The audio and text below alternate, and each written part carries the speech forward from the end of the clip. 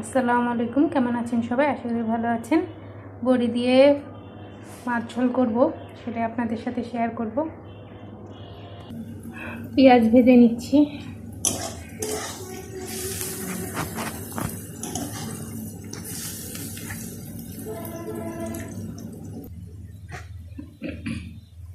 আমি হালকা ভেজে নিয়েছি, এখন পানি দিয়ে দিচ্ছি।